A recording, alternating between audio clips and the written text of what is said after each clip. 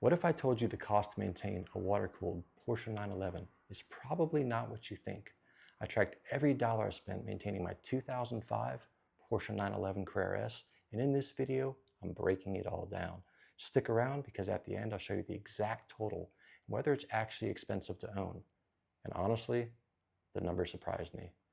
This is my 2005 Porsche 911 Carrera S. I've owned it for 7.5 years, and over that time, it's been properly used. Performance driven on iconic roads like Angeles Crest Highway and Tail of the Dragon, and even across the country from New York to California. What's up, guys?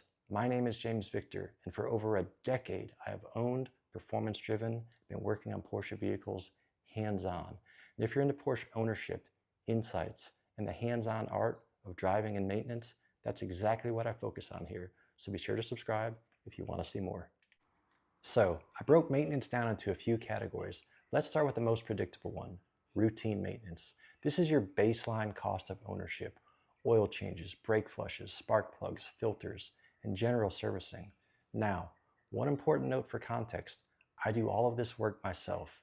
I'm mechanically inclined, and over the past 7.5 years, I have performed 100% of the maintenance on this car personally, with the exception of mounting and balancing tires. So when I talk about cost, I'm really talking about parts and materials, not labor.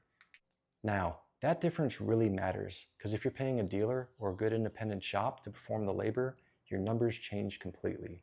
And if you're into working on your own cars or just want to see what that looks like hands-on, I actually have a full playlist on the channel called The Garage, where I document a lot of this maintenance on my Porsche vehicles. Routine maintenance in my case is exactly that, scheduled upkeep over time. Annual oil changes, semi-annual brake flushes, spark plugs and coil packs, multiple air and cabin air filters, drive belt replacement, wiper blades, and a transaxle fluid change. Nothing out of the ordinary here, just standard Porsche maintenance done over the ownership period. This is the foundation of keeping your car running properly. Next are wear items, things that naturally degrade with use over time. Now this is where costs really start to add up and feel real. Tires, batteries, sensors, brakes, rotors, suspension, and small electric components. In my case, this consisted of 2 complete sets of tires, 3 batteries, an oil pressure sensor, brake switch, window regulator switch, hood shocks, rear license plate lights, and a rear license plate wiring harness. Now, these aren't fixed maintenance intervals. They're much more dependent on driving style and usage, but over long-term ownership, they're unavoidable. And finally, there are the larger or deferred maintenance items that come up over time. This is where ownership really shows its true long-term cost. This is also where doing the work yourself makes a big difference, because once you factor in labor, these costs increase quite a bit. For example, the water pump and thermostat are age-related items on these cars.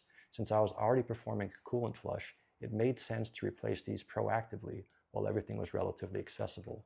Over my ownership period, I also replaced the alternator, as well as the dry belt idler and tensioner pulleys. So, after 7.5 years of ownership, tracking every maintenance item on this car, this is the total cost I spent keeping my 2005 Porsche 911 Carrera S maintained. The total comes out to $6,359.77. And when you annualize that, it comes out to $847.97 per year. I honestly expected it to be higher. It's been less than $1,000 a year to maintain this car. That's way less than most people think for a Porsche, but that only works because I do the work myself. And that's really where hands-on ownership changes the equation. It shifts the costs from labor-driven to parts-driven over time. So when people say these cars are expensive to maintain, it really depends on how you approach ownership.